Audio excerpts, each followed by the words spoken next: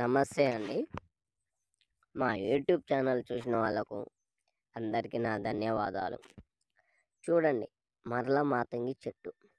ఈ మరల మాతంగి చెట్టుతోని మరుగుమందు తయారు చేయడం అనేది జరుగుతుంది. చాలామందికి తెలుసు, పల్లెటూరులో చాలామందికి తెలుసు. ఈ మరుగుమందు మనకు మాట వినని వాళ్ళకు పెట్టడం జరుగుతుంది.